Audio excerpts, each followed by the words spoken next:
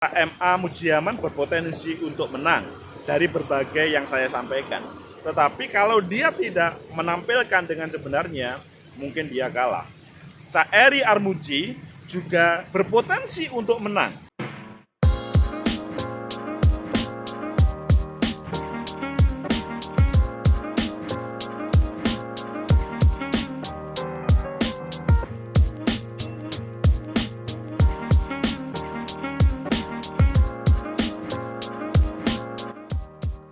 Assalamualaikum, selamat pagi, salam sejahtera untuk kita semua. Inspirasi jalan pagi menuju demokrasi di kota Surabaya. Saudara, pecinta masa depan negeri, hari ini kita jalan-jalan di Balai Kota Surabaya, ingin mengetahui bagaimana dari dekat tentang pilkada di kota Surabaya. Karena sementara ini yang muncul adalah kontestasi yang seru. Bagaimanapun kota Surabaya masih merah, masih membahayakan untuk seseorang bepergian ke Surabaya. Tetapi pada 9 Desember 2020 wajib melakukan pilkada pemilihan kepala daerah secara langsung. Ayo, bagaimana isu-isu yang ada di sini dan bagaimana seseorang itu bisa menampilkan kemenangan, bukan kalah. Ada dua pasangan calon yang sudah mendaftar di KPU Kota Surabaya. Pasangan pertama itu yang berangkat ke sana dahulu itu adalah Mas Eri sama Mas Armuji atau Cak Eri, Cak Armuji. Nah, seperti yang ada di sini ini, seperti fotonya seperti ini, Mas Eri ini diusung oleh PDI Perjuangan sama PSI. Ada beberapa partai sih sebetulnya yang mereka juga mengusung, tetapi secara fakta yang mempunyai kursi dua partai tersebut. Pasangan yang kedua yaitu Pak Mahfud Arifin dengan Pak Mujiaman. Ini diusung oleh 8 partai politik seperti yang saya tampilkan ini. Partai Demokrat, PKS, PAN, Golkar, Gerindra, P3. Intinya 8 partai ini dan mempunyai 31 kursi pada hasil pemilu 2019. Itulah dua pasangan calon yang akan meramaikan kontestasi di pilkada atau Surabaya bahasanya Pilwali Kota Surabaya. Ayo kita lihat secara dekat siapa yang berpotensi menang. Karena dua pasangan ini serius, tidak main-main. Kalau di beberapa tempat ada calon boneka atau ada calon bayangan, ini serius semuanya. Oke, yang pertama kita lihat terkait dengan komposisi pengusung, pendukung dari partai politik tadi. Karena beberapa bakal pasangan calon yang maju dari perseorangan itu sudah gagal. Jadi oke, itu kita abaikan. Sekarang yang maju dari parpol ini, yang selanjutnya dua kubu kekuatan ini, siapa yang mempunyai peluang menang? Pertama, kalau Mas Eri sama Mas Armuji atau Cak Eri, Cak Armuji itu didukung oleh PDI Perjuangan sama PSI. Ya bagaimanapun kalau kita berbicara Surabaya, ya PDI Perjuangan ini adalah kandang banteng. Tetapi apakah dia pasti bisa memenangkan dengan dua partai dan beberapa partai non-parlemen? Ya belum tentu. Karena pertama, kalau solid, sesolid apapun, dia 19 kursi. Taruhlah semua pemilih itu sama pada pemilu 2019, kekurangannya adalah dia belum sampai separuh dari pemilih yang ada di kota Surabaya. Kalau semua pemilih menggunakan hak pilih. Tetapi ini kandang banteng. Surabaya merupakan merah. Ada satu syarat untuk bisa memenangkan. yaitu semua faksi-faksi yang ada di PDI Perjuangan itu harus bersatu. Bagaimanapun pada waktu proses kemarin untuk pendaftaran di DPP, mulai DPC, DPP melalui Jawa Timur, itu kan ada banyak kontestan. Tidak mudah untuk menyelesaikan perbedaan karena dari sekian bakal calon itu hanya Cak Eri sama Cak Armuji yang terpilih. Mereka kalau ingin Cak Eri, Cak Armuji menang, maka harus bersatu padu. Tidak cukup dramaturgi, tetapi betul-betul bersatu. Sebab kekuatan ini mempunyai power masing-masing. Tidak ada satupun yang tidak berpower. Mereka maju ke DPP kemarin mempunyai orang-orang di belakang dan kuat-kuat. Kalau ini bersatu, peluang untuk menang itu besar. Tetapi memang sekali lagi kita bandingkan dengan Cak Mahfud Arifin dengan Pak Mujiaman. Apakah dia mempunyai power? Pasti iya, karena dia didukung oleh 8 partai politik plus mempunyai 31 kursi. Secara kuantitatif, maka pasangan MA ini mudah untuk memenangkan. Seandainya syaratnya pemilih pada pemilu 2019 itu tumplek-blek datang ke TPS menggunakan hak pilih sesuai dengan apa yang dipilih pada pemilu 2019. Ayo, mampu nggak ini menampilkan Cak MA? Karena ini sebuah tantangan. Inspirasi Jalan Pagi ini mencari problematika dan bagaimana memberikan solusi. Mereka datang ke TPS seperti pemilu 2019, kemenangan Cak MA itu lebih dekat, mudah. Tetapi, ayo, sudah dirawat atau belum? Cak MA tidak boleh meninggalkan teman-teman 31 legislatif itu. Tidak boleh sombong karena sudah menjadi calon, karena 31 legislatif itu adalah yang mempunyai suara pada pemilu 2019. Sekarang ditransfer ke pilkada, pilwali. Kalau Cak MA, Pak Mujiaman mampu mengawal 31 suara ini, utuh tentunya, ya untuk meraih kemenangan lebih mudah lagi. 31, 8 parpol, ya tentunya sebuah tantangan yang harus ditampilkan.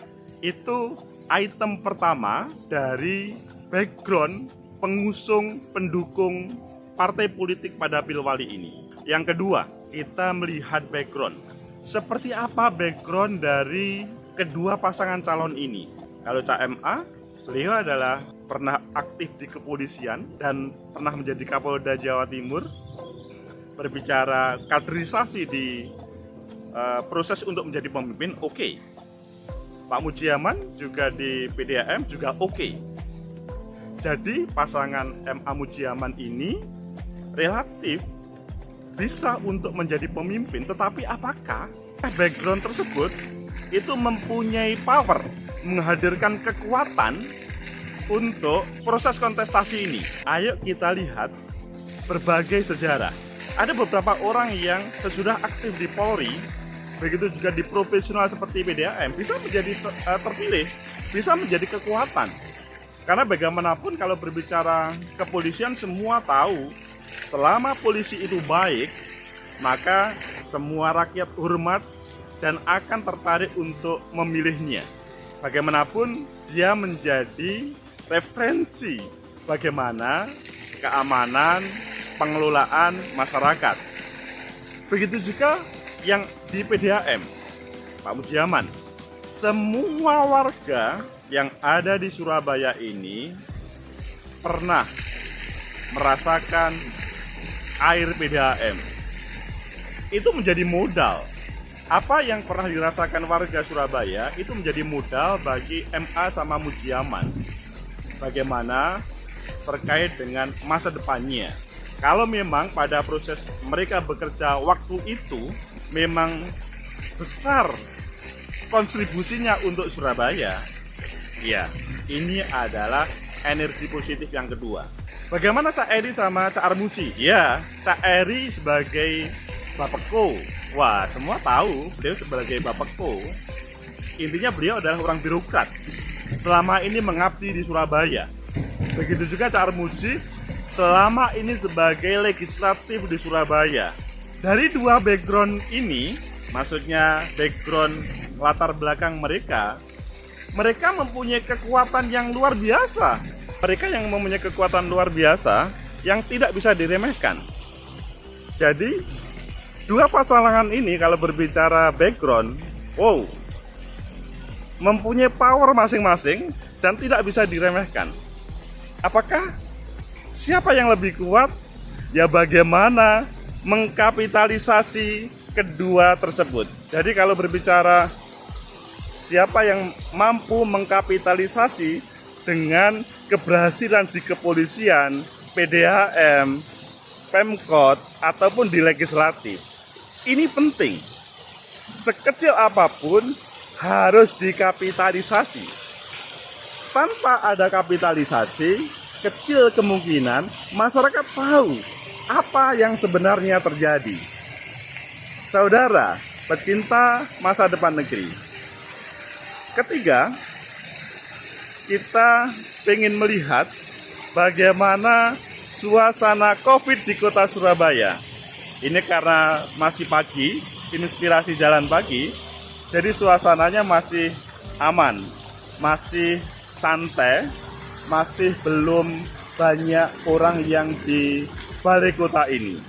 Jadi sekali lagi, yang ketiga adalah terkait dengan perkembangan COVID di Surabaya. Apakah hal ini menjadi power bagi keduanya atau malah menjadi bencana? Karena bagaimanapun Surabaya masih merah. Surabaya masih merah. Kalau Surabaya masih merah, maka hal ini berpengaruh bisa positif, bisa negatif terhadap pasangan calon. Bisa positif apabila yang bersangkutan, apakah Cak M.A. Mujiaman atau Eri Armuji, mampu menampilkan yang terbaik untuk mengatasinya. Kemarin masyarakat sudah mendengarkan Cak M.A. menyampaikan secara terbuka bahwa yang bersangkutan itu terkena COVID. Apakah hal ini akan berpengaruh negatif? Jika Cak M.A. mampu memanfaatkan isu ini, maka hal ini akan berdampak positif pada Cak M.A. Bagaimanapun, dia adalah korban dari COVID ini. Ya, kita tidak menyerang siapapun ya, tapi bahwa dia salah satu calon wali kota Surabaya terkena. Pertama, keterbukaan ini menjadi hal yang membuka wacana. Oh, COVID itu tidak perlu ditakuti. Ini malah menjadi sesuatu. Tapi yang lebih penting adalah yang kedua, bagaimana cara mengatasinya. Bahkan ketiga, dia bisa bercerita panjang lebar tentang bagaimana pengalaman dirinya untuk mengatasi COVID ini. Hal itu kalau dilanjutkan dengan program Surabaya 2020-2025, bagaimana penanganan COVID di Surabaya, itu akan lebih bagus, akan lebih menjadi daya tarik bagi masyarakat kota Surabaya. Bagaimana Cak Eri sama Cak Armuji yang dia kebetulan tidak kena COVID, ya jangan dong. Masa kemudian gara-gara pengen menjadi calon yang terkenal kemudian harus terkena COVID, jangan. Ini adalah juga merupakan keberuntungan. Jadi saya mengatakan bahwa masing-masing adalah keberuntungan. Cak Eri, Cak Armuji merupakan keberuntungan yang bersangkutan tidak terkena COVID. Malahan bisa menjawab terkait dengan apa yang merupakan pertanyaan masyarakat. Dan dia bisa menjadi contoh bagi masyarakat bahwa meskipun dia sibuk pada proses pendaftaran menghadirkan banyak orang, tetapi aman dari COVID. Yang lebih penting adalah bagaimana 2020-2025 penanganan COVID di Surabaya. Di Indonesia sampai hari ini belum ada penanganannya. Ayo, siapa yang mampu menampilkan isu yang positif untuk COVID ini. COVID bukan merupakan hal yang harus dijauhi, bukan sesuatu yang perlu ditutup-tutupi, tetapi harus dibuka. Tetapi solusinya apa untuk warga Surabaya?